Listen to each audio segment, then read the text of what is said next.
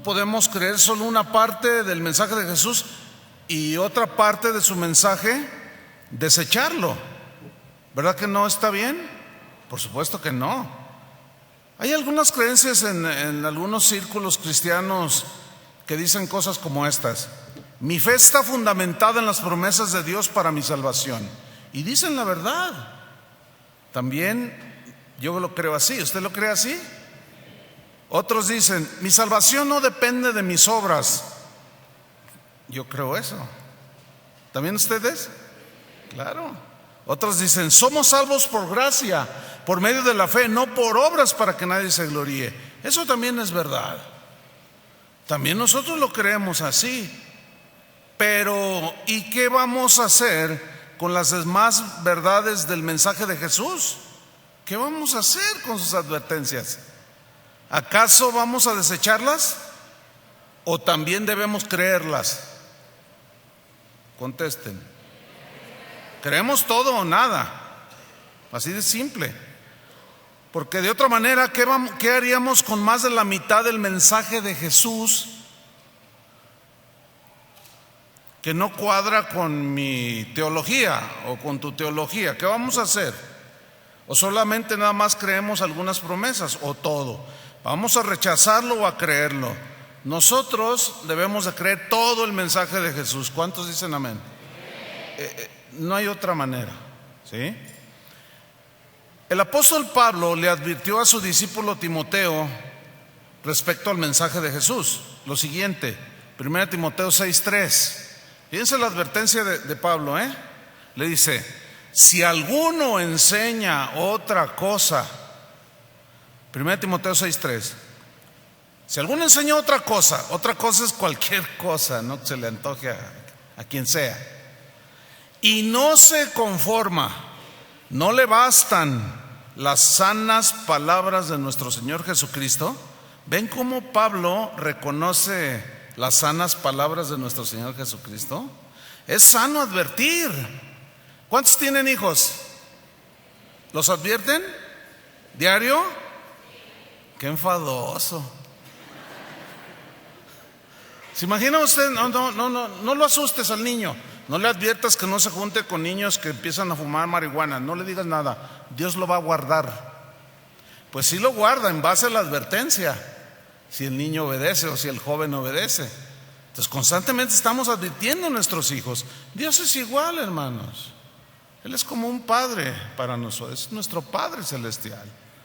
Entonces Pablo está confirmando de que si alguno enseña otra cosa y no se conforma a las sanas palabras de nuestro Señor Jesucristo y a la doctrina que es conforme a la piedad, es la doctrina conforme a la piedad, es aquella que nos acerca más a Dios, aquella que nos hace amar más a Dios, ¿sí? Que son las epístolas, todo el complemento del Nuevo Testamento. Dice versículo 4, Pablo da su veredicto y dice, está envanecido. O sea, si alguien no se conforma, no le basta y empieza con rollos que Jesús nunca dijo, dice Pablo, está envanecido, se le subió el orgullo. Dice, nada sabe y delira, significa enloquecer, enloqueció acerca de cuestiones y contiendas de palabras. Y la doctrina que no es sana es una doctrina que divide, pelea, ofende, hace a Dios a un lado. Dice, de las cuales nacen envidias, pleitos, blasfemias, malas sospechas. Pero aquí me surge una pregunta a mí: ¿por qué dice esto el apóstol Pablo acerca de el que no se conforma a las sanas palabras de Jesús? Simple y sencillamente porque el apóstol sabía perfectamente que Jesús fue el que vino a proclamar el mensaje del evangelio y no Pablo. A él se le encomendó. El evangelio ciertamente contiene promesas que son hermosísimas, ¿no? Alguien se puso a contarlas y dijo que hay más de 3,000 y pico de promesas, pero también hay infinidad de advertencias.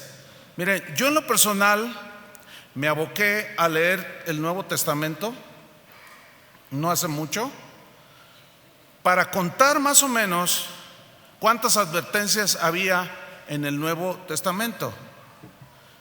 Miren, hermanos, descubrí algo muy interesante. De los 27 libros del Nuevo Testamento, en todos los evangelios y en todas las epístolas y en Apocalipsis ni se diga, excepto en una carta, la carta a Filemón. Fuera de la carta a Filemón, en todas las epístolas y en los evangelios hay decenas de advertencias, hermano, para los creyentes. Jesús mismo lo sentenció de esta manera. Vamos a leer Mateo 24:35.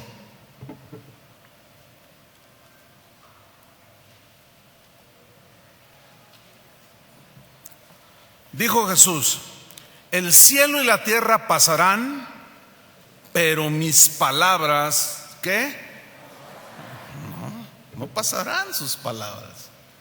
Para algunos son mensajes antiguos, retrógradas, etcétera. Pero para nosotros no. Nosotros creemos lo que dijo Jesús, que todo pasará, pero sus palabras siempre serán vigentes. El día de hoy hay teólogos, no tengo que decir nombres, no es necesario, porque esta es una actitud, un espíritu, que aseguran que, por ejemplo, que el Sermón del Monte no es para nosotros hoy, que era para los cristianos de aquel tiempo. ¿De dónde sacaron eso? De su imaginación. ¿Por qué? Porque quizás no cuadra con su línea teológica que adoptaron. ¿Sí? Como el pasaje que leímos, que habla de un siervo que el Señor lo encomendó, pero que no lo encontró fiel. Y le dijo: tu parte es en el fuego que arde. Ah, no, ¿cómo? Eso no me gusta. Y lo rechazan. Dice Jesús en el versículo 36, después de asegurar que sus palabras no pasarán, dice: pero del día y la hora nadie sabe. O sea, está hablando de su regreso. Ni aun los ángeles del cielo, sino solo mi Padre. Mas como en los días de Noé, así será la venida del Hijo del Hombre. Porque como en los días de Noé, antes del diluvio, estaban comiendo y bebiendo, casándose y dando en casamiento, hasta el día en que Noé entró en el arca. Y no entendieron, hasta que vino el diluvio y se los llevó a todos. Así será también la venida del Hijo del Hombre. Mire, toda esa generación que se destruyó, o que Dios destruyó en el diluvio, no quedó sin advertencia. Por 120 años, mientras que Noé construía el arca, dice la epístola a los hebreos que él les predicó, les advirtió, y aquí lo dice, no entendieron. Hay una versión que dice: y no quisieron entender, hasta que vino el diluvio y se los llevó a todos. Dios nunca va a mandar juicio sin antes advertir que vendrá el juicio. Advertencias, advertencias, advertencias. Nosotros creemos en la seguridad de la salvación. ¿Usted lo cree también? Claro. Pero también creemos en las advertencias de Jesús. De ahí su advertencia del texto que leímos al principio, Mateo 24:42. Velad, pues. Velad significa estar en tus 5 sentidos, con sobriedad, despierto. ¿Sí? Pues no sabéis a qué hora ha de venir vuestro Señor, pero sabed esto. Estoy leyendo Mateo 24:43.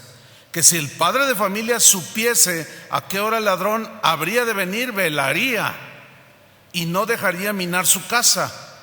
Por tanto, también vosotros estad preparados, porque el Hijo del Hombre vendrá a la hora que no pensáis.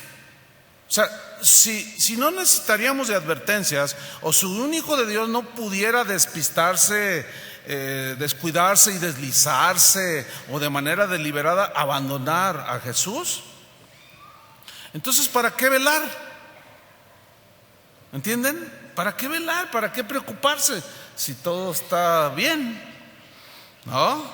Aquí la palabra velad en el griego habla de una actitud de alerta espiritual constante.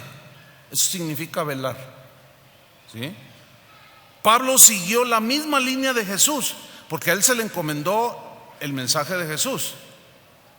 Y él siguió con la misma línea del mensaje de Jesús. Vamos a comprobarlo en Hechos 20:31. Hechos 20:31. Dice así Pablo: por tanto, velad. Le está hablando a los pastores de Éfeso cuando se estaba despidiendo de ellos. Por tanto, velad. Es la misma palabra que utilizó Jesús. ¿Por qué debían de velar? Acordándoos que por 3 años de noche y de día no he cesado de amonestar con lágrimas a cada uno. En los versículos anteriores y posteriores de ese texto que leí, dice: porque yo sé que después de mi partida entrarán lobos rapaces, que no perdonarán al rebaño. Y aún de entre ustedes mismos, dijo Pablo, se levantarán hombres que hablen cosas torcidas, perversas. Entonces ya Pablo, con el mensaje de Jesús, hace exactamente la misma advertencia que hizo Jesús. Cuando le preguntaron: Señor, ¿cuándo serán estas cosas?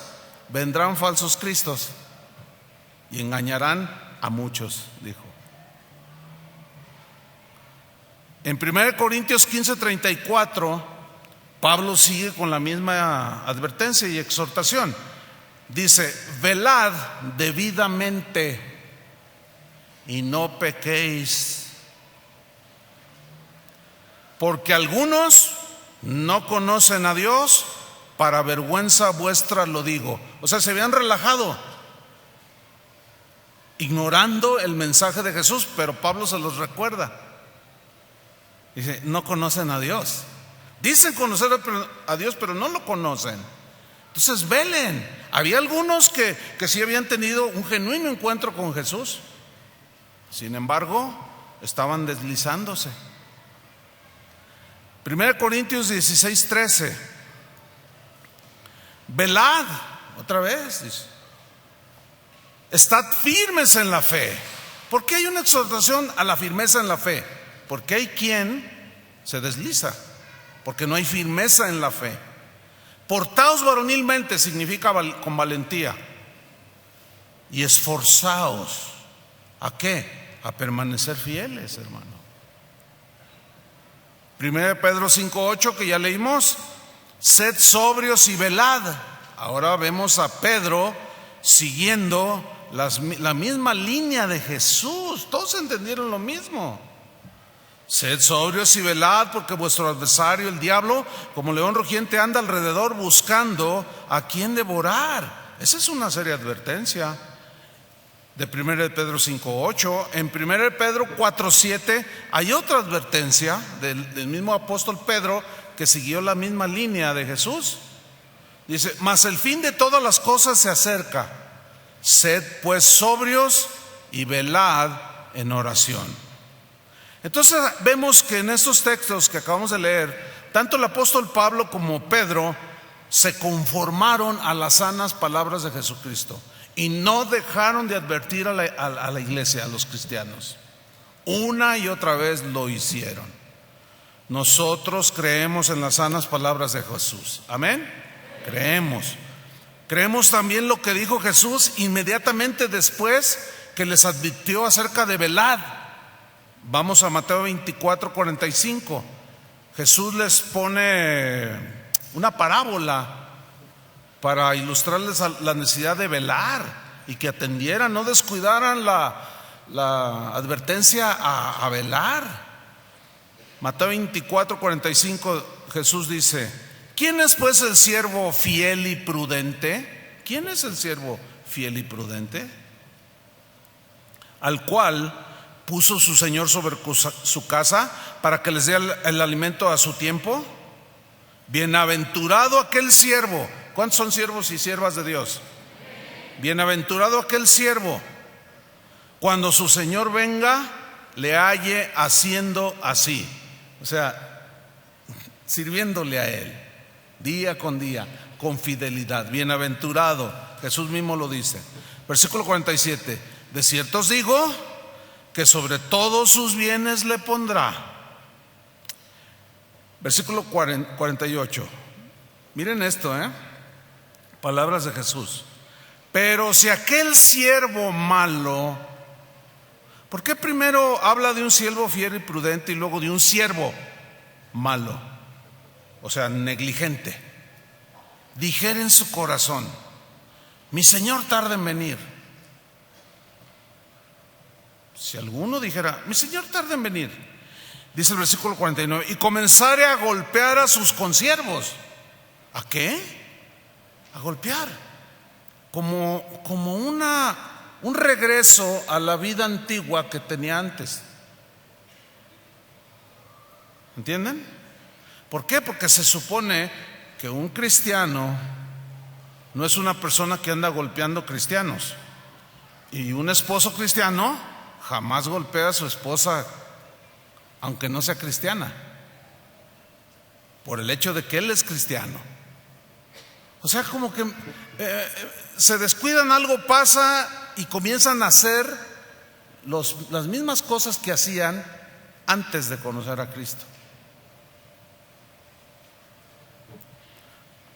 Y comenzar a golpear a sus consiervos y aún a comer y a beber con los borrachos. ¿Ve cómo empieza a tener una vida relajada? Yo escucho a muchos cristianos que dicen: Dios es amor. Claro, yo creo que es amor. ¿Ustedes creen eso? Pero ellos lo mencionan en relación a que no te va a pasar nada. Una vez un joven me escribió un correo muy preocupado. Me dice: pastor, mire, yo...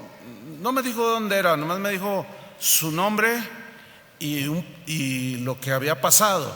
Dice: mire, pastor, yo soy director de alabanza de una congregación y yo tengo mi novia que es parte del grupo de alabanza, pero cometí un gran pecado, pastor.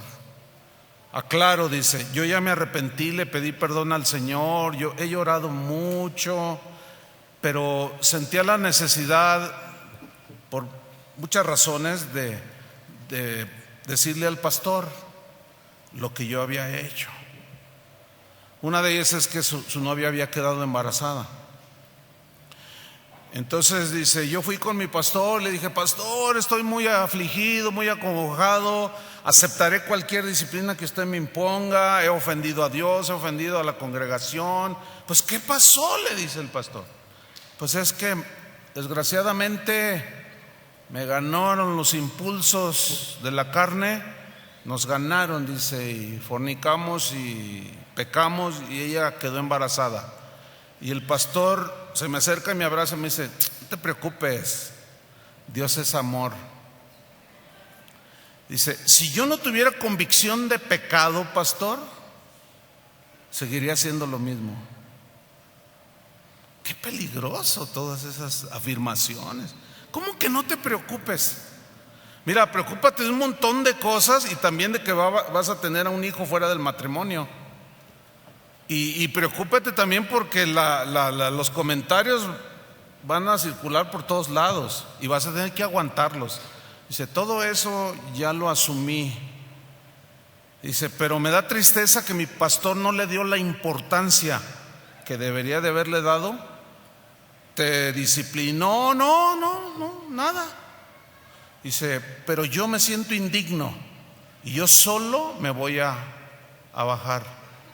No que solo me discipline, dice, sino que considero que no debo estar allí dirigiendo la alabanza al Señor cuando mis acciones no glorifican a Dios. Yo dije: gloria a Dios, bienaventurado. ¿Por qué dichoso? ¿Por qué? Porque de alguna manera hizo caso a la voz del Espíritu Santo que le redarguyó. Pero fíjense la responsabilidad de uno como pastor. No te preocupes. No se puede decir una cosa así. Deberían de haber tomado decisiones. Entonces este siervo aquí se relaja, comienza a golpear, comienza a hacer muchas cosas que hacen los no cristianos y comienza a comer y a beber con los borrachos. Pero dice aquí la advertencia: vendrá el Señor de aquel siervo en día que éste no espera y a la hora que no sabe. ¿Y qué dice el 51? Y lo castigará duramente. Bueno, yo no sé cómo usted entiende esa palabra duramente, pero se la voy a tratar de explicar. Castigar duramente aquí viene de un término griego, dicotomeo, que significa literalmente cortar en dos partes, cortar por la mitad, o sea, partir como de un taco así. La sentencia se aplica a la retribución más allá de esta vida. No se puede concebir un castigo duro de otra manera. ¿Por qué? Porque dice el mismo versículo 51: y pondrá su parte con los hipócritas. ¿Y qué dice la Biblia? Que ¿a dónde van los hipócritas? ¿A dónde? Al lago de fuego. Y Jesús lo reitera y dice: allí será el lloro y el crujir de dientes. Ese no es el cielo, ni tampoco es algo temporal. O sea que esa advertencia de Jesús debe producirnos temor, hermanos, respeto a su palabra, para pensárnosla dos veces. En Lucas 12:46 dice, respecto al mismo pasaje: vendrá el Señor de aquel siervo en día que éste no espera y a la hora que no sabe, y lo castigará duramente y le pondrá con los infieles. Más claro no puede ser. ¿Dónde pasarán su vida eterna los infieles? No con él. Dice que los pondrá donde están los infieles. Pero quizás hay una pregunta por ahí en el aire. Quizás alguien esté preguntando: oiga, pastor, ¿pero acaso hay hijos de Dios infieles? Cuya infidelidad los aleje de Dios y terminen apostatando o abandonando al Señor. Bueno, déjeme citarle por lo menos un texto. Hay muchos, pero Deuteronomio 32:18, refiriéndose a la generación aquella que salió de Egipto, que eran duros de servir, ¿se acuerdan? Obstinados, de todo se quejaban. Dice Deuteronomio 32:18: de la roca que te creó te olvidaste, le dice. Se olvidaron. Te has olvidado de Dios tu creador. Le está diciendo al pueblo elegido, al Israel de ese tiempo: te has olvidado de tu creador. Y lo vio Jehová, dice, y se encendió en ira por el menosprecio de sus hijos y de sus hijas. Y dijo Dios: esconderé de ellos mi rostro, veré cuál será su fin, porque son una generación perversa, hijos infieles. No son palabras mías, son palabras de Dios mismo. Dice: son hijos infieles. Pablo le escribió al pastor Timoteo unas palabras que leímos en el mensaje anterior, pero la razón del por qué le escribió las palabras que vamos a leer ahorita, el texto, que es 2 Timoteo 2:11, una de las razones por las cuales Pablo escribió 1 y 2 Timoteo fue para animar a Timoteo. ¿Por qué? Porque Timoteo estaba flaqueando por la persecución con la que estaba siendo asediada los cristianos de ese tiempo. Por eso en el 1 Timoteo, en segunda, le escribió, cuando Pablo le dice a Timoteo: mira, Timoteo, Dios no nos ha dado espíritu de cobardía, de temor. Dios nos ha dado ese espíritu, sino un espíritu de ¿qué? De poder, de amor y de dominio propio. Poder es en alusión a que podemos soportar las tribulaciones, hermano, con la gracia de Dios. Entonces Pablo está animando a este joven pastor Timoteo a que no flaquee, y le recuerda las palabras de Jesús en este texto, 2 Timoteo 2:11.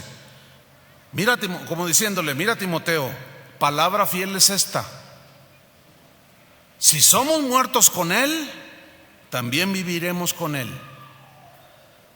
Aludiendo a aquel pasaje de Jesús, o aquel dicho de Jesús, cuando dijo: el que quiera salvar su vida, la perderá, y el que pierda su vida por causa de mí, ¿qué? La hallará, la salvará. Entonces le dice: mira, Timoteo, si somos muertos con Él, refiriéndose a la persecución, también viviremos con Él.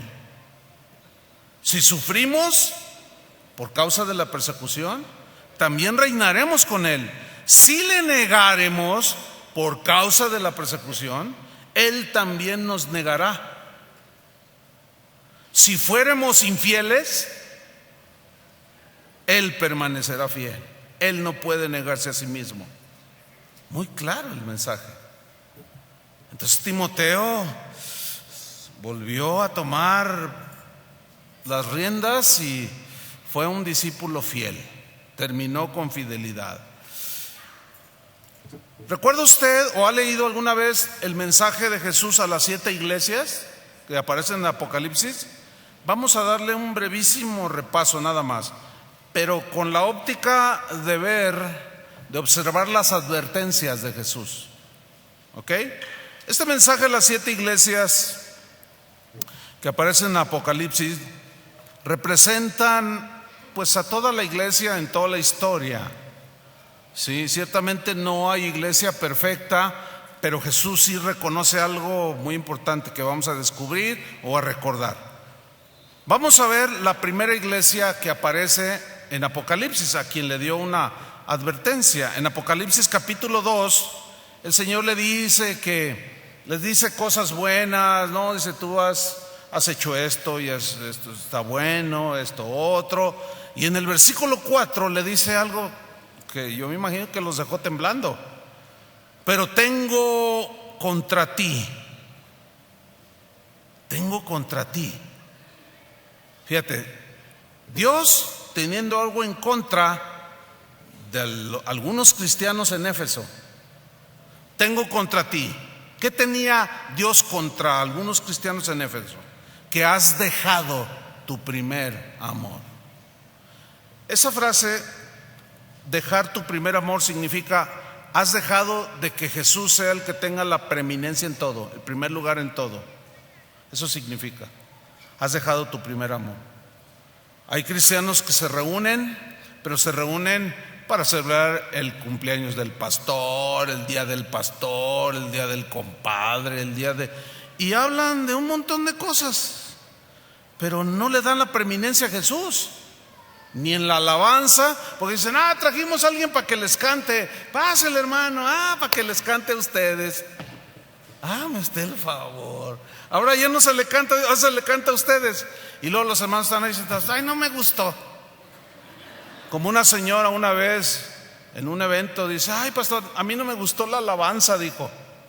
No me gustó la alabanza de esta noche. Y yo la miré y le dije: pues qué bueno, ¿no era para usted?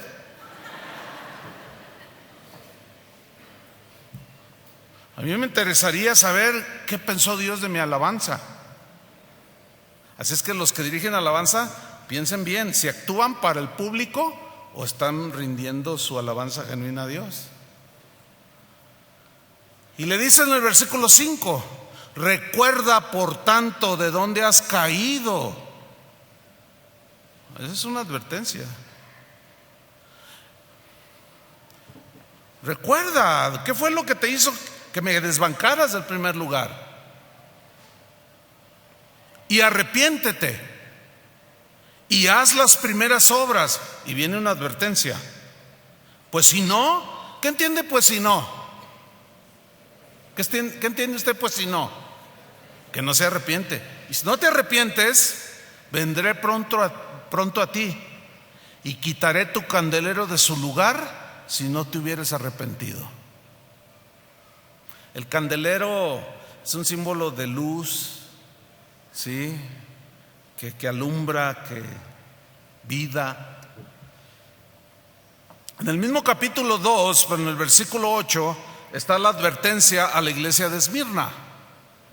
Y le dice lo siguiente, 2:8 de Apocalipsis: escribe al ángel de la iglesia en Esmirna. El ángel de la iglesia, no hay problema en la mayoría de los intérpretes de las escrituras, de toda la historia, en decir que el ángel era el pastor, porque los ángeles no pastorean.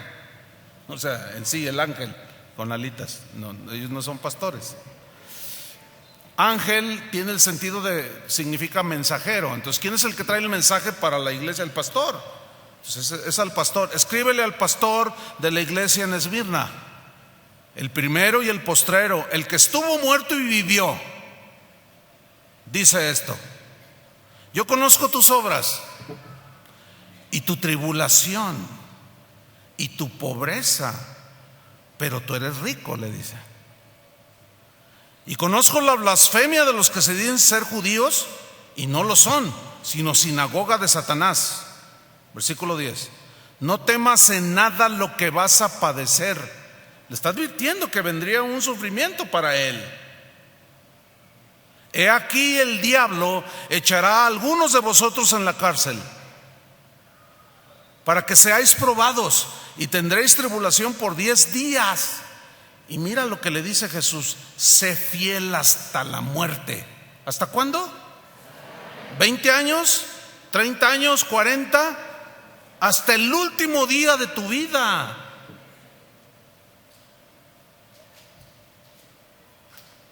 Sé fiel hasta la muerte y yo, le dice, te daré la corona de la vida. ¿Y qué tal si no fue fiel?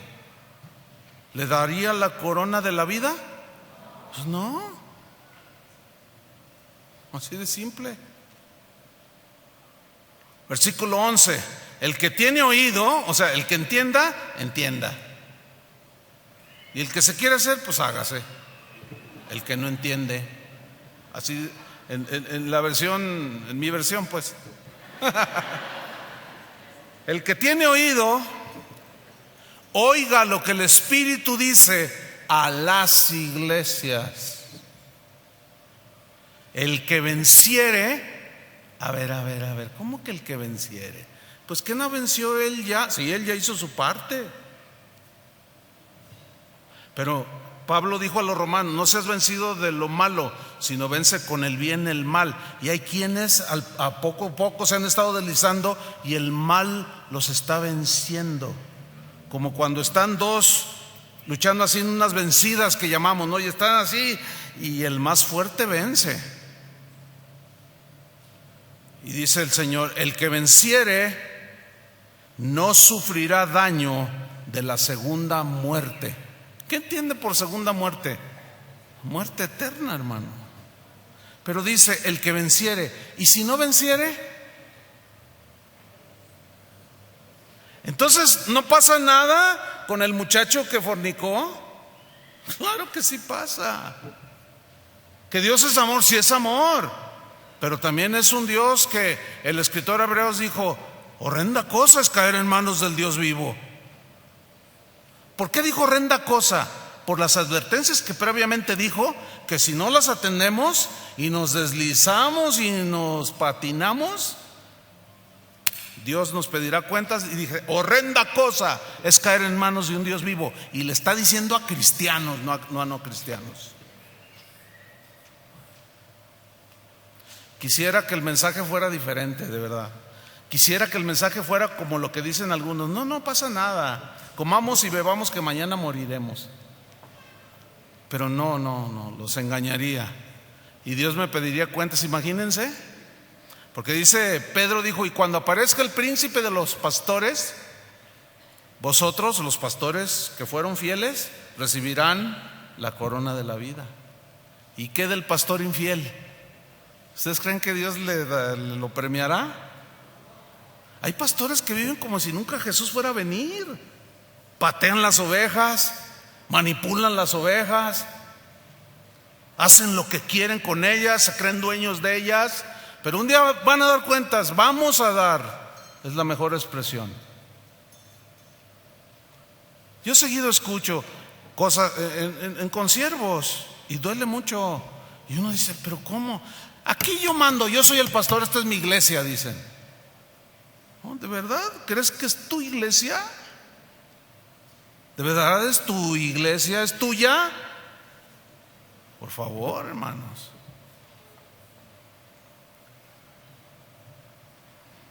Hay que velar, pero conforme a las instrucciones del Señor. Porque un día va a venir el príncipe de los pastores y nos va a pedir cuentas. A ver, Chuy Olivares, ¿quién sigue? Chuy Olivares. A ver, sí, yo seguido pienso en eso, de verdad. Lo tengo muy presente. Imagínense, él en su trono. Y yo, Señor, aquí estoy, tú eres amor. Estoy seguro que... ¿Qué hiciste con mi palabra? ¿Qué hiciste con esto? ¿Qué hiciste con esto? ¿Qué hiciste con esto? Pues, ¿qué le voy a poder decir? ¿O qué le dirá a alguien que no fue fiel? Si él todo lo sabe.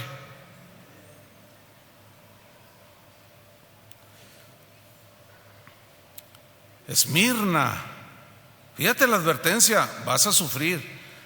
En la enseñanza pasada yo les dije que Policarpo, que fue uno de los discípulos del apóstol Juan directo, por las fechas de la historia en que aparece Policarpo y el apóstol Juan, la mayoría la gran mayoría de los eruditos bíblicos confirman que Policarpo era el pastor de la iglesia de Esmirna. Yo les mencioné algo del tal Policarpo, pero déjenme de hacerlo un poquito más extenso, esto mencionando al pastor de la iglesia en Esmirna, a quien el Señor le dijo: vas a padecer, permanece fiel. Y cobra mucho sentido, porque justamente fue Policarpo el pastor de esa iglesia. Dice un escrito histórico, dice: cuando Policarpo era obispo de la iglesia de Esmirna, fue llevado ante el tribunal por causa de Cristo. El procónsul le preguntó: ¿tú eres Policarpo? Policarpo contestó, dijo: sí, yo soy. Luego empezó el procónsul a presionar a Policarpo, diciéndole: ten piedad de tu avanzada edad.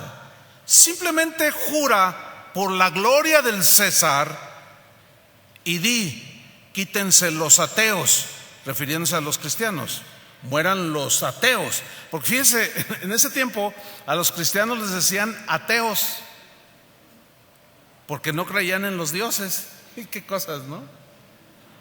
Dice: entonces tú simplemente jura por la gloria del César, arrepiéntete y simplemente di: mueran los ateos, o sea, los cristianos. Policarpo, dice, miró solemnemente a la multitud, donde había muchos cristianos,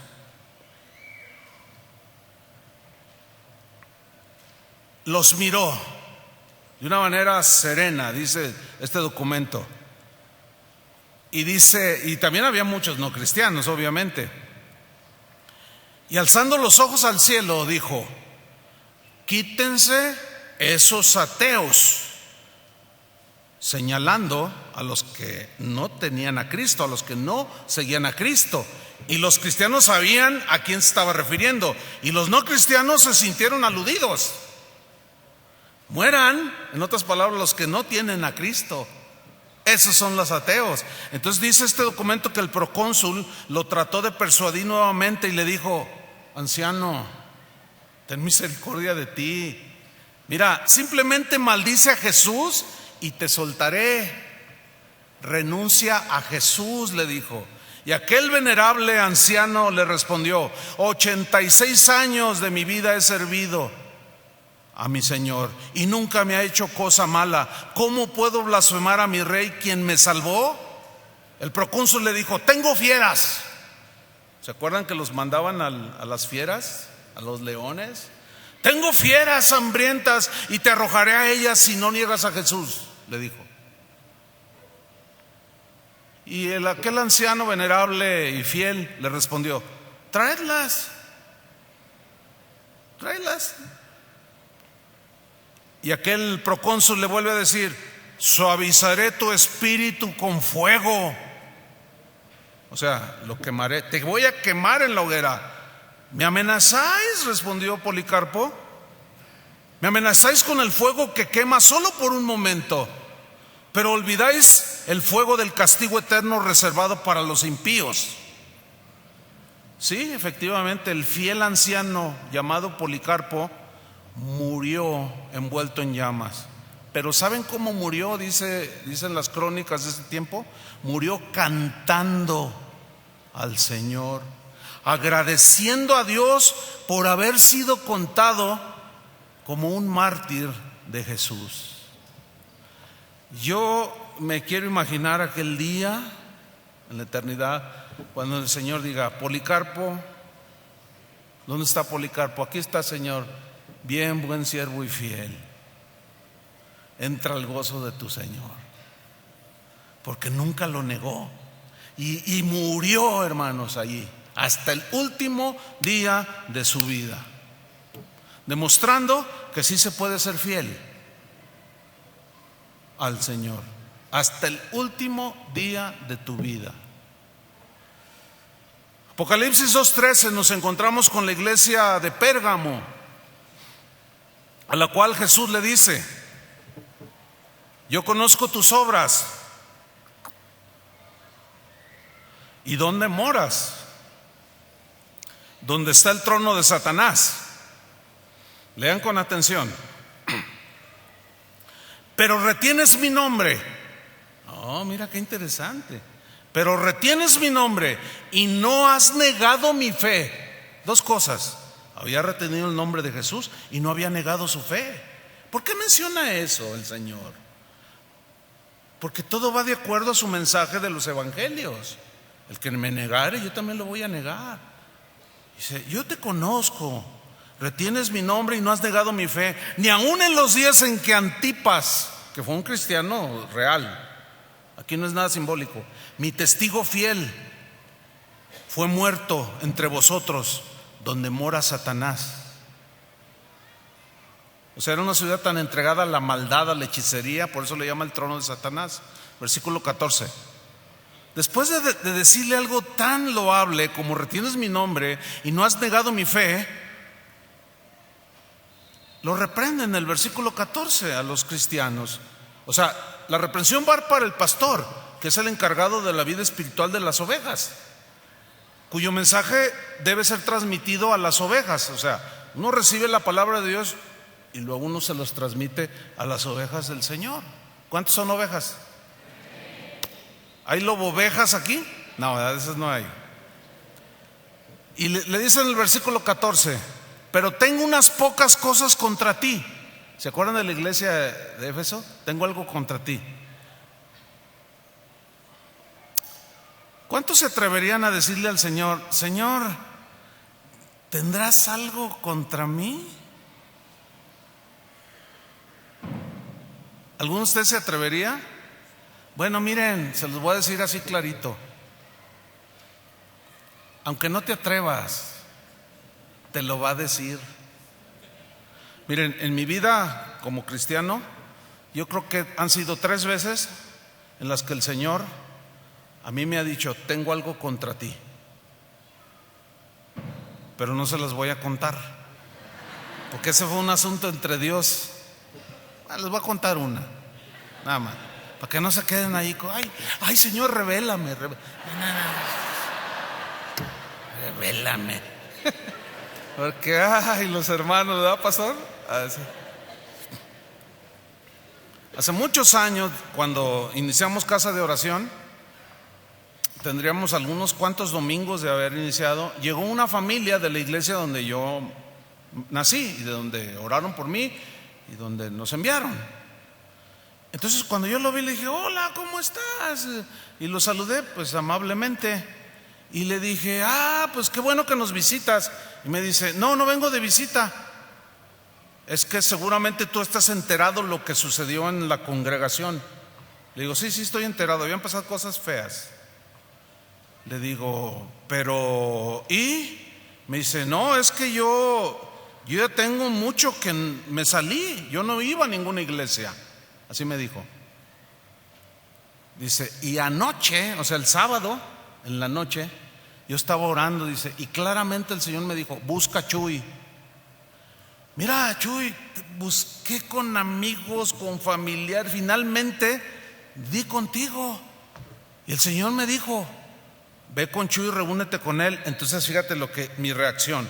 Yo por guardar el respeto, la ética y un montón de cosas que hemos inventado, porque esa es la verdad, que hemos inventado. Yo le dije, no, mira, tú perteneces allá, regrésate a tu congregación.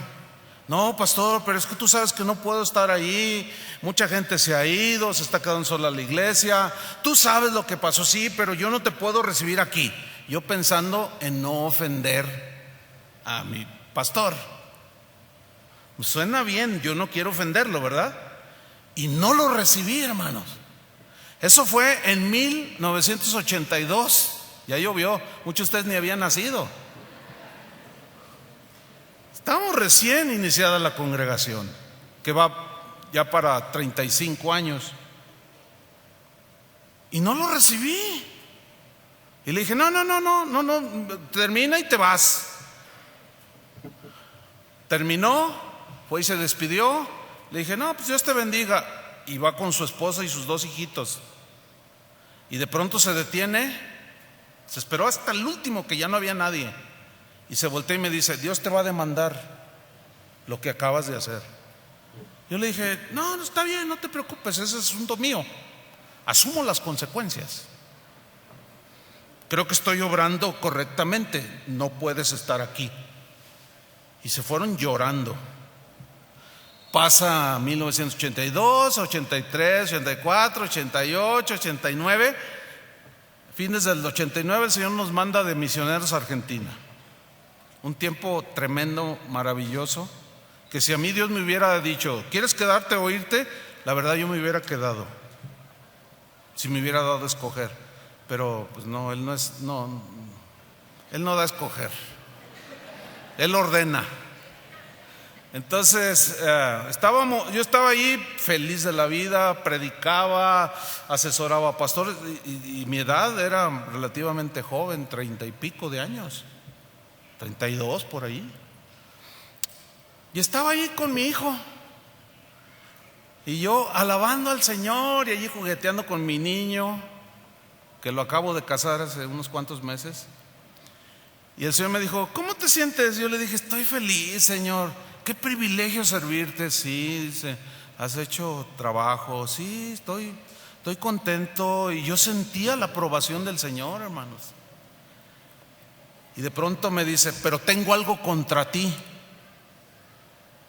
Miren, no solté al niño del susto, pero lo que hice fue, me levanté y lo metí a su cuna. Tenía como 2 años. Y lo metí a su cuna. Y que me voy allí donde yo estaba, en un lugar pues solo, ¿no? Y le digo, Señor, no entendí, ¿que tienes algo contra mí? Mire, escuché la dureza. Me dijo, tengo algo contra ti. Yo le dije, Señor, ¿qué? Y me dice, ¿te acuerdas de aquella familia que tú no recibiste? Por tus cosas de hombres, menospreciaste una gente que cree en mí, nada más por quedar bien con aquel. Yo soy el dueño, me dijo, y a mí me vas a dar cuentas, tú no le vas a rendir cuentas a aquel infiel. Y hermano, mire, si no me desmayé fue por la gracia de Dios, pero sentí algo tan espantoso, hermano, que si hubiera podido, así literalmente, agarro un avión, me regreso a Guadalajara y los busco, pero no sabía dónde buscarlos, no sabía. Ay, qué fuerte fue eso para mí, hermano, que Dios me haya dicho, tengo algo contra ti. Dice, son mis ovejas, yo las compré, yo morí por tú, nada más cuídalas y alimentalas, de lo demás olvídate. Bueno, si querías saber, ahí está la historia. Que la recuerdo y me pone a temblar. qué duro, tengo algo contra ti. Y le dice aquí en el versículo 14: pero tengo unas pocas cosas contra ti, que tienes ahí a los que retienen la doctrina de Balaam, que comerciaba con el evangelio. O sea, mi esposa explicó algo, que enseñaba a Balac a poner tropiezo ante los hijos de Israel. Se lo permitía, a cometer cosas sacrificadas a los ídolos y a cometer fornicación. No decía nada, no hacía nada el pastor. Dice: tengo esas cosas contra ti. Versículo 15: y también tienes ahí a los que retienen la doctrina de los nicolaitas, la que yo aborrezco. ¿Cuál era esa doctrina? Algunos intérpretes de la Biblia o historiadores dicen que era una vida con tendencia hacia el libertinaje. Otros dicen que eran doctrinas extrañas que llevaban a la inmoralidad. Como sea, está implícito que era una doctrina que le desagradaba a Jesús. ¿Me expliqué? Dice: y tienes ahí a los que retienen esta doctrina, la que yo aborrezco. Y le dice al pastor: por tanto, arrepiéntete, pues si no, ¿qué entiende? Pues si no te arrepientes, vendré pronto a ti y pelearé contra ellos con la espada de mi boca, pero vendré primero contigo, le dijo al pastor, y luego contra todos esos a los cuales tú no has amonestado. ¿Les parece esto así como que Dios advierte? ¿Verdad que sí? Bueno, seguimos con la iglesia de Tiatira, Apocalipsis 2:19. Le dice: yo conozco tus obras. Miren esta, yo conozco tus obras y amor. Ay, qué tremendo, era gente que expresaba amor. Y fe, gente de fe. Y servicio. Wow, yo quisiera una iglesia así. ¿Tú no, pastor? Fíjate, imagínate, gente que fuera amorosa, que tuviera fe y sirviera. Le dice: también conozco tu paciencia. La paciencia es un fruto que el cristiano debe de dar. Y el pastor de Tiatira pues era un hombre paciente. Y que tus obras postreras son más que las primeras. Y luego le dice en el versículo 20: pero tengo unas pocas cosas contra ti, que toleras que esa mujer Jezabel, que se dice profetiza, enseñe y seduzca a mis siervos a fornicar y a comer cosas sacrificadas a los ídolos. ¿Se fijan que es muy parecido a la iglesia anterior que vimos?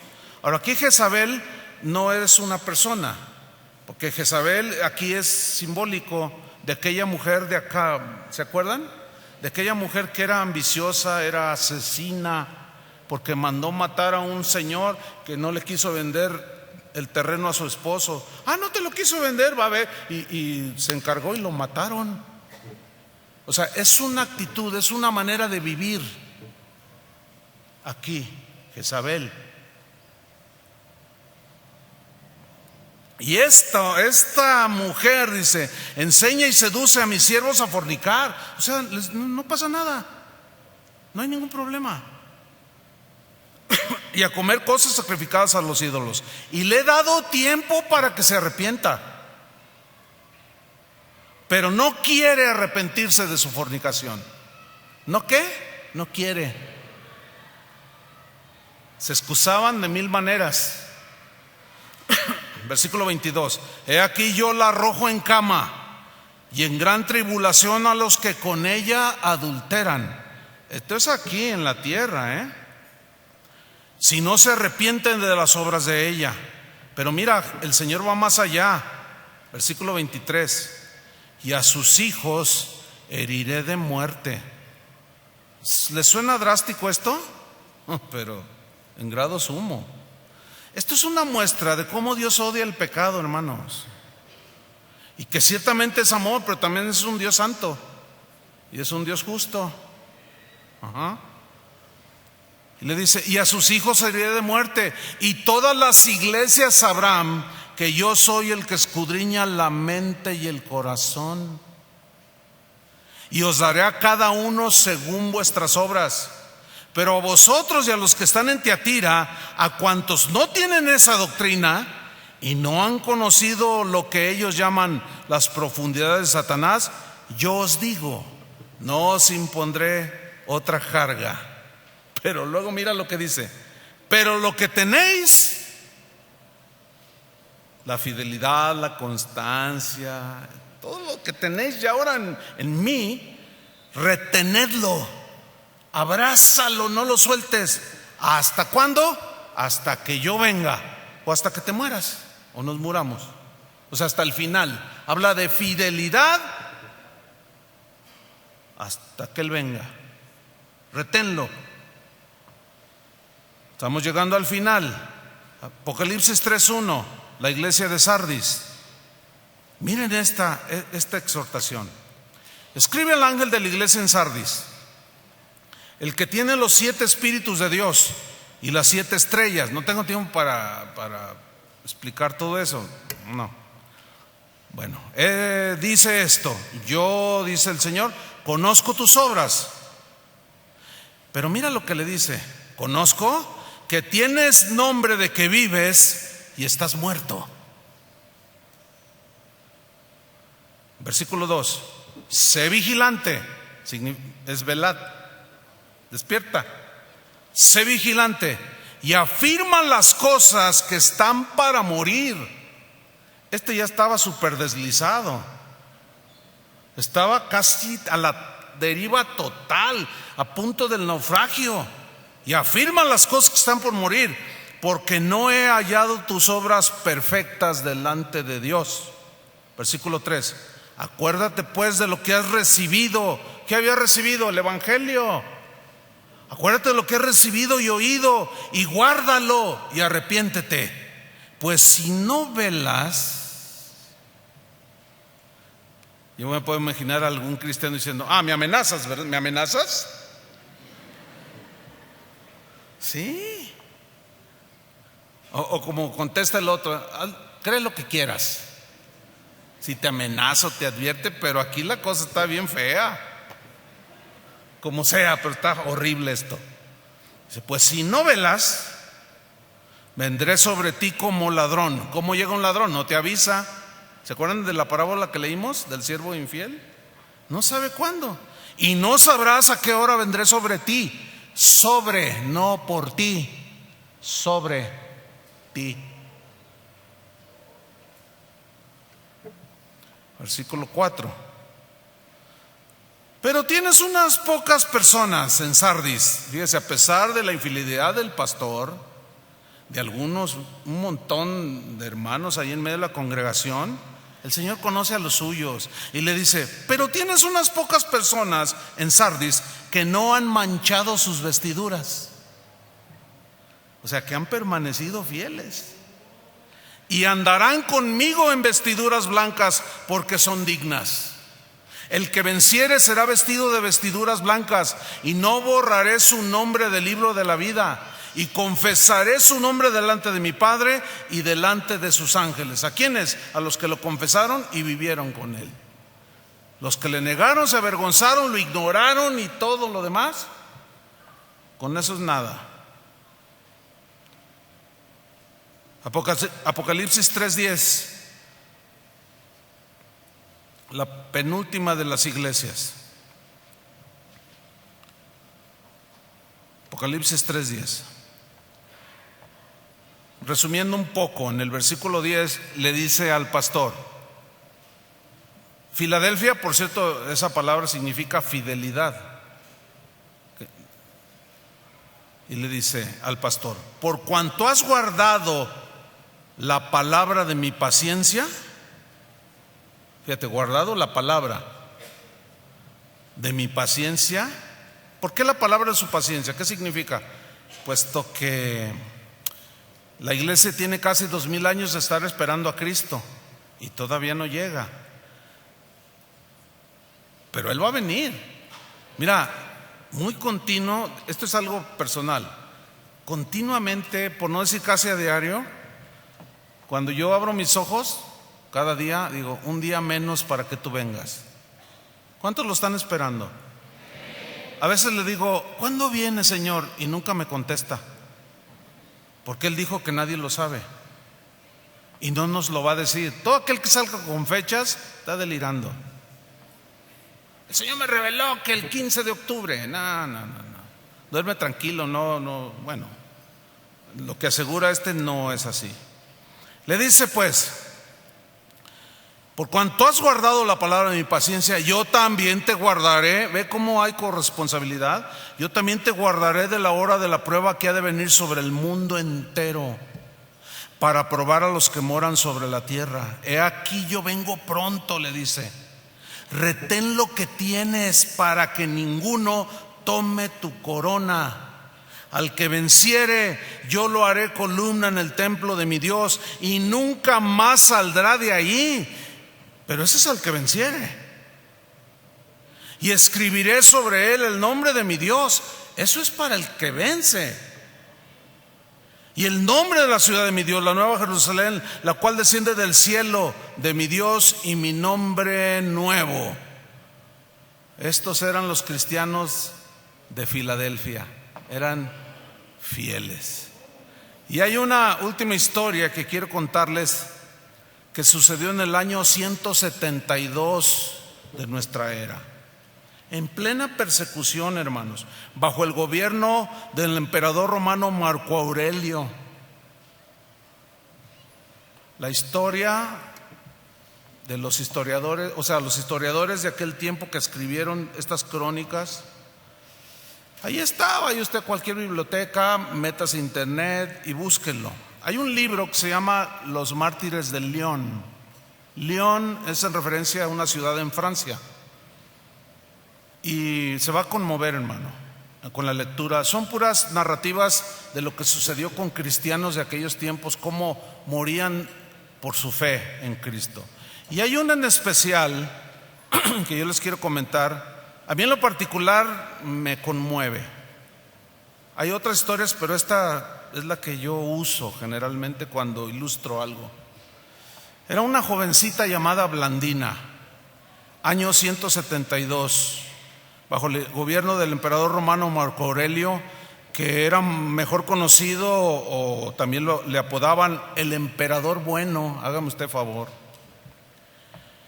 Bueno, este emperador bueno, Marco Aurelio, persiguió a los cristianos de manera salvaje.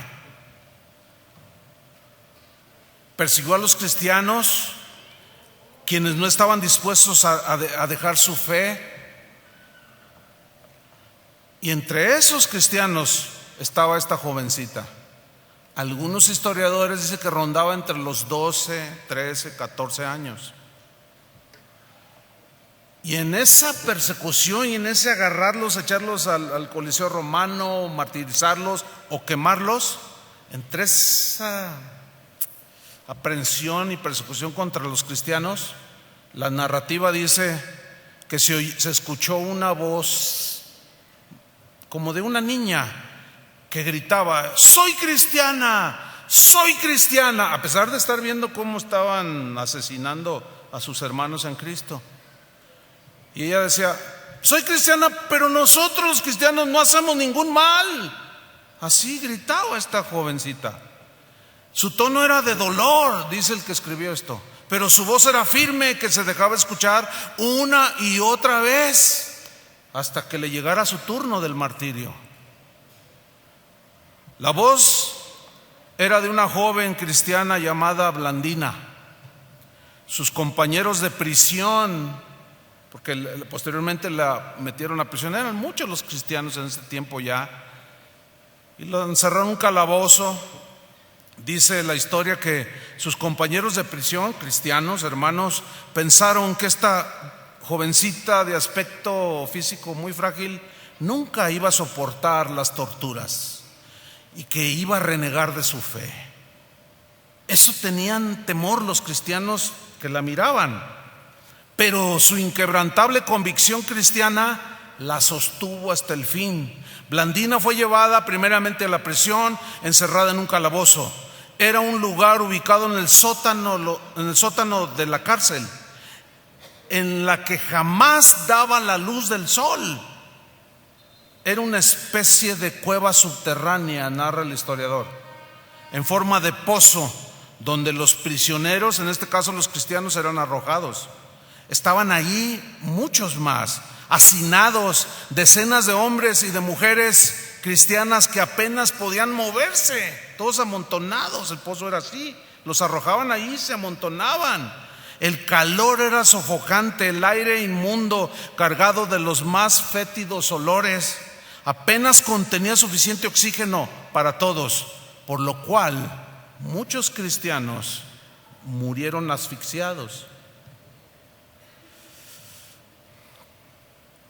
Finalmente toman a Blandina, sus piernas, sus brazos fueron estirados de tal manera, así como estirando hacia allá, y los pies contrario, fueron estirados de tal manera que indudablemente significaba la muerte por desgarramiento del vientre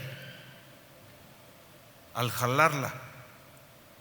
Durante días estuvo sometida a la brutalidad de los soldados romanos, el hambre y la sed, el dolor, la infección de las heridas. Cuando comenzó el proceso judicial contra otros cristianos, ella era sacada diariamente y obligada a contemplar el martirio de sus hermanos en la fe. Y ella cerraba los ojos y los soldados: no, ábrelos, míralos. O sea, se ensañaron con esa jovencita. Todo con el propósito de que negara a Cristo. Durante varios días fue torturada desde el amanecer hasta la puesta del sol. Pero a pesar de su debilidad física, dice el documento, la gran resistencia que mostraba obligaba a sus torturadores a turnarse, pues se cansaban de torturarla. Los documentos de la época narran que le destrozaron el cuerpo de manera salvaje, y como parte del espectáculo final de las fiestas olímpicas, o sea, de las olimpiadas, eso es bien tremendo. En las olimpiadas de aquellos tiempos, parte del espectáculo era martirio de los cristianos, ¿se imagina? Gracias a Dios eso ha cambiado, ¿no? Dice, como parte del espectáculo final de las fiestas olímpicas, fue llevada al anfiteatro de la ciudad de Lyon, esto es en Francia, para diversión del público presente. Después de haberla azotado, la sujetaron a una parrilla de metal al rojo vivo.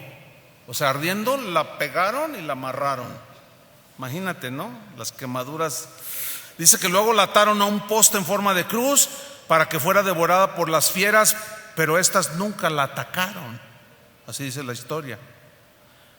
Todavía viva, pusieron su cuerpo dentro de una red y le entregaron para que fuera corneada por un toro. Finalmente, como aún no muriera, y ya desesperados los verdugos, la decapitaron. Wow. Pero escucha esto, hermano. Durante 6 días su cadáver, junto a la de otros 6 cristianos, quedó sin ser sepultado, así a la intemperie. Finalmente su cuerpo fue quemado, sus cenizas echadas al río Rodano en Francia. Durante todo su suplicio, dice esta historia, cuando ella miraba el sufrimiento de sus hermanos en la fe, cuando los estaban torturando, los alentaba. Alentaba a sus compañeros a permanecer fieles al Señor, y los alentaba diciéndoles: no lo nieguen, resistan hasta el final. Fíjate esa muchachita. Más de 18 siglos después, dice el que editó este libro, su martirio alumbra como una antorcha. Pues esta jovencita Blandina, como otros millones de cristianos a lo largo de la historia y aún en el presente, estuvo dispuesta a sellar con su vida el testimonio de su fe en Cristo Jesús. Su ejemplo nos muestra que se puede ser fiel a Dios hasta el final y mantener en alto el estandarte de la fe en Jesús y del Evangelio. Cuando yo leo algo como esto y miro a los cristianos de hoy, me da vergüenza. Porque los cristianos de hoy sufren porque su carro es viejito. Sufren porque no tienen casa propia. Y le dicen al Señor: Señor, si no me das una casa, dentro de un mes ya no voy a la iglesia. Dan ganas de llorar. Esa es la verdad. Estoy tan triste. ¿Por qué, hermano? Oh, ¿cómo sufro? Es que yo quiero ser el gerente de ahí donde trabajo y no puedo. No, ¿cómo sufro? ¿Cómo qué? No, hermanos, con razón hay tanta apostasía el día de hoy. Cualquier ratón les brinca y ustedes brincan más alto. O sea, a ver, ¿qué si en México se prohibiera que nos reuniéramos?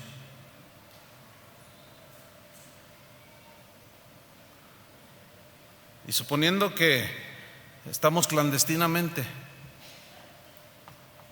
¿y qué si entraran los policías del Estado de México a apresar a los que están violando la ley de reunirse para adorar a Jesús? ¿Qué harían? ¿Qué haríamos? Y que se parara aquí el cabecilla, o el sargento, pues el teniente, pues con su R15, y dijera: todo aquel que quiera salvar su vida, simplemente sálgase, le perdonamos, y los que se obstinen en quedarse, los vamos a matar. Mire, hermano, yo no tengo la menor duda que un montón se irían. Se irían. No, yo nada más pasaba. Yo no sé ni por qué es que olía comidita. Hace rato que estaban asando la carne, ¿verdad? Y dije: oye, ¿qué es aquí? Aquí estamos reunidos los cristianos. Oye, no está prohibido. No, pero mira, vente. Así es que mire mi general, yo estaba de paso. Puedes irte. Y ustedes lo conocían 10 años aquí. ¿Por qué hizo esto? Y luego por ahí alguien le grita: estás negando a Jesús, te va a negar. Y le dan un tiro. Ustedes dicen: pues eso no va a... ¿Qué? Hermanos, actualmente hay cristianos muriendo por Cristo. Nosotros aquí felices. Hay que aprovechar, hermanos, que hay libertad. Pero muchos se irían, abandonarían a Jesús y lo negarían, porque su fe es tan débil, su fe, su entendimiento de la palabra de Dios es tan frágil que le rompe el hecho de que alguien no te salude. Ay, ¿por qué no vas? Porque no me saludó el pastor. Uy, hermano, por favor, porque no te saludó el pastor, ya no vas a la iglesia. Sí, por eso. Ay, Dios mío, no, la verdad que qué desesperación ver el nivel espiritual de los cristianos de hoy. Pero yo les animo a que busquen ese manual, ese libro. Se llama anótenlo, Los Mártires del León. Búscalo en internet. Y probablemente se quede avergonzado de lo que va a leer ahí. Y finalmente, Apocalipsis 3:15, la iglesia de la Odisea. Miren esta, hermanos. Dice, después de decirle: escríbele al ángel de la iglesia en la Odisea, dice: yo conozco tus obras. Aquí fue directo el Señor. No, estos estaban como muchos el día de hoy. Dice: yo conozco tus obras, que ni eres frío ni caliente. Ojalá fueses frío o caliente, dice. Pero defínete, estás con un pie en Cristo y otro en el mundo. Estás tibio, dice. pero por cuanto eres tibio y no frío ni caliente, te vomitaré de mi boca. Hermano, eso suena espantoso. Todavía alguien se atrevería a decir, pero no está hablando de los hijos de Dios. Entonces, ¿a quién está reprendiendo? ¿Ah? Esa afirmación es terrible, hermano. Decídanse. Siempre están algunos cavilando entre dos pensamientos, entre si sirven a Dios o no lo sirven. Hay gente que me dice, pastor, el Señor me llamó al ministerio. Pues sirve. No, pero quiero un consejo. ¿Y qué te puedo dar de consejo? ¿Lo sirvo o no? No puede ser. Pues si ya te dijo, pues habla con tu pastor y empieza con lo más elemental. Dice, por cuanto no eres frío ni caliente, te vomitaré de mi boca. Versículo 19, para que vean que le está hablando a los cristianos. Es a la misma iglesia. Yo reprendo y castigo a todos los que amo. Los amaba, por eso les hablaba así. Sé pues celoso y arrepiéntete. Y mire finalmente el versículo 20, he aquí, yo estoy a la puerta y llamo. Si alguno oye mi voz y abre la puerta, entraré a él y cenaré con él y él conmigo. Este versículo generalmente se ha usado para evangelizar a las personas. Generalmente los cristianos, cuando evangelizamos a alguien, les compartimos de Cristo y le decimos, mira, el Señor está tocando a la puerta de tu corazón. Ábrele la puerta de tu corazón, Él quiere entrar y tener comunión contigo, cenar contigo y tú con Él. Pero hermanos, aquí no le está hablando a los no cristianos, le está hablando a los cristianos que habían prácticamente expulsado al dueño de la iglesia de su iglesia. Estaba afuera. He aquí, yo estoy a la puerta y llamo. Déjenme entrar. ¿Cómo? ¿Acaso habrá congregantes o cristianos que por lo que hacen allá adentro, sus hechos, están diciéndole al Señor, no te queremos a ti, queremos lo nuestro? Así es que Jesús, por favor, salte, vete con tu legalismo a otro lado, vete con tus exageraciones a otro lado, no te queremos. Eso es lo que están haciendo muchas iglesias el día de hoy, hermano. Hay iglesias que literalmente ni la Biblia llevan ya, ni la Biblia leen, ni un solo texto siquiera. Y si leen un texto, lo aplican para lo que ellos quieren, carros y casas. Hermanos, eso es echar a Jesús de la congregación. Eso es lo que está reclamando el Señor. ¿Por qué está Él afuera, tocando, llamando? Y dice, si alguno oye mi voz, uno solo, ¿no habrá uno que oiga mi voz? Y al oírla y abre la puerta, entraré a Él y cenaré con Él. Lo habían expulsado de manera deliberada y consciente. Y luego dice en el 21, al que venciere, le daré que se siente conmigo en mi trono, así como yo he vencido y me he sentado con mi Padre en su trono. Sé fiel hasta la muerte. ¿Hasta cuándo, hermanos? Hasta la muerte. Déjeme terminar con algo que me pasó en una ocasión en Centroamérica. No voy a decir el país, pero fue un hecho real. Un evento grande, masivo, una iglesia muy grande. Y yo tomo mi avión. Ese mismo día yo llegaba en unas 3 horas desde Guadalajara.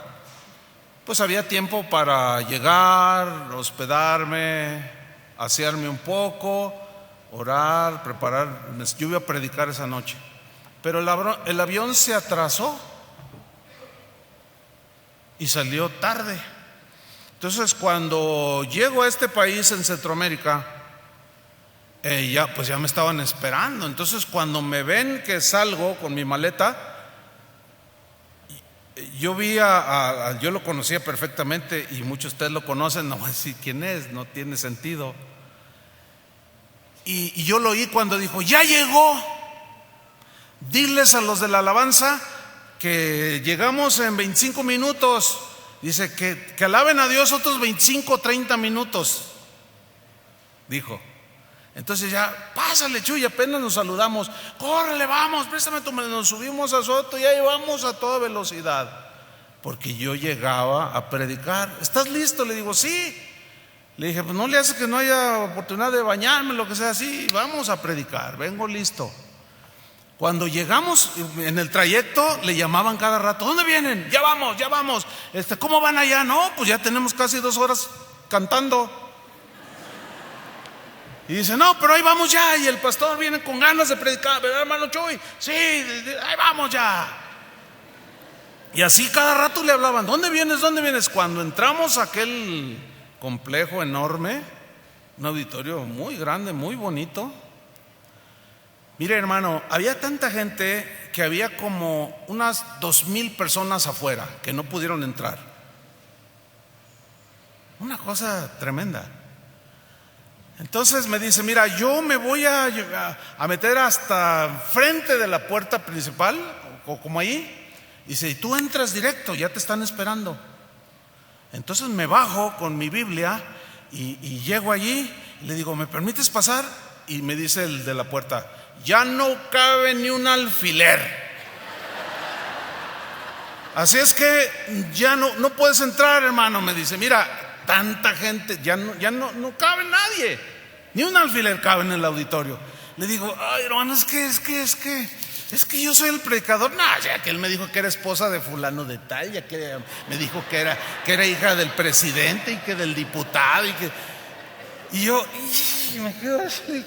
No, de verdad. Le digo: yo soy el predicador de esta noche. Y me ignoró. Entonces me quedé con mi Biblia así, recargado en la pared. Entonces aquel ya va y estaciona su carro, su auto, y llega y me dice: ¿qué está haciendo aquí, Chuy? Dice: ¿usted es Chuy? Le digo: perdón. Dice: pásele. Entonces cuando entramos había como un pasillo, como de unos 20 metros, cubierto. Entonces el que me recogió en el aeropuerto me dice: oye, ¿ves? Esto es avivamiento, dice. Me dice: oye, ¿no viste a alguien más que tenga que estar acá adentro? Entonces yo le dije de broma, porque soy bromista, los que me conocen, soy un poco bromista, ¿no? Y le dije: sí, alguien importante. ¿Quién? Y se detuvo. ¿Quién? Ahorita lo paso. Y le dije: Jesús está allá afuera. Y me miro, como está así bajito, me miró y hasta le hizo así. Y él entendió. Entonces se siguió: sígueme. Entonces entramos y me presentan. Pero cuando él me está presentando, de pronto se inclina su rostro y empieza a llorar. Y empieza a llorar. Y todos: ¿llora? Y dije: ¿qué pasó? ¿Por qué llora? Yo me desconcerté. Y dice: hermanos, es que sí, nos esmeramos para hacer esta reunión, pero ¿saben una cosa? No hemos tomado en cuenta al invitado más importante que debíamos de haber tenido. Hemos cantado, hemos presentado nuestras coreografías, hemos hecho esto, preparamos cantos, hicimos esto, otro, pero nunca invitamos a Jesús. Yo lo había dicho en broma, pero yo no sabía lo que ellos habían hecho y todo su rollo de que para proyectar nuestra iglesia a nivel mundial, ¿entiende? Porque estaba siendo transmitida por televisión, para que vean que aquí en Centroamérica hay poder, para que vean. Y el Señor allá afuera, Dios usó eso, pero fue real, hermanos. Mire, dice: por favor, hermano, le dice, arrepintámonos, y que se hinca ahí. Y siguió llorando, perdónanos, Señor, te invitamos. Yo dije, no, yo no predico. No, que se arrepientan, mejor que se arrepientan. Bueno, no sé cuánto tiempo pasaría, sí prediqué, pero no sé cuánto tiempo pasaría hasta la fecha, no sé. Pero la gente empezó a llorar y empezó a pedir perdón, hermanos. Habían echado a Jesús fuera. ¿Cuántas reuniones de ese tipo hay el día de hoy?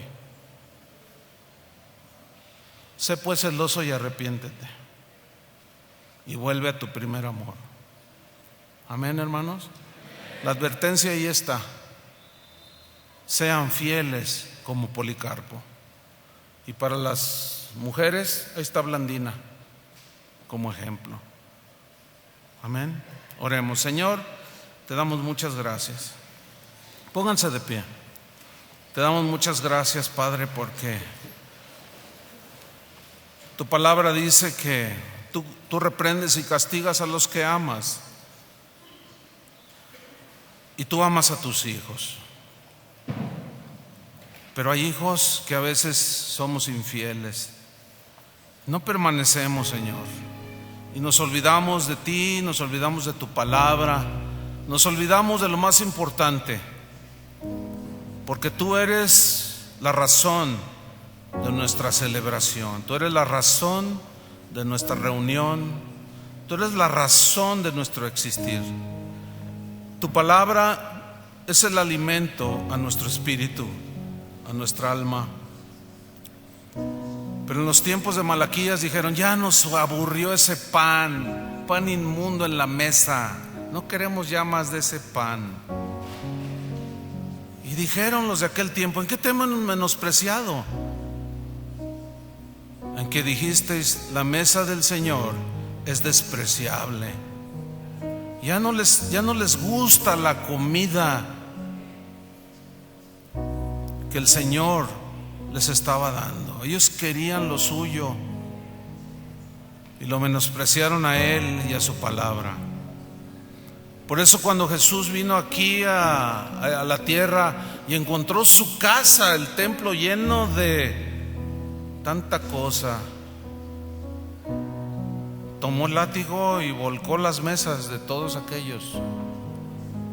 El Señor ya no estaba ahí, se había ido. Señor, ayúdanos, danos gracia para velar cada día. Las corrientes de este mundo son fuertes, las corrientes filosóficas, agnósticas, ateas, de todo tipo, son muy fuertes y están arrastrando a cristianos hasta el día de hoy, que ya hay pastores que consienten con cualquier tipo de vida. Es terrible, Señor, lo que estamos viviendo. Y solo nos pides una cosa: que seamos fieles, que guardemos tu nombre, no lo neguemos, guardemos tu palabra. Solo esas dos cosas hasta el día final. Ayúdanos, Señor, sosténnos en tu mano. No queremos irnos del abrigo de tus alas. Queremos permanecer en Cristo. Pase lo que pase, suceda lo que suceda en este mundo, queremos permanecer fieles hasta el final. Tu palabra dice, esfuérzate, hijo mío, en la gracia.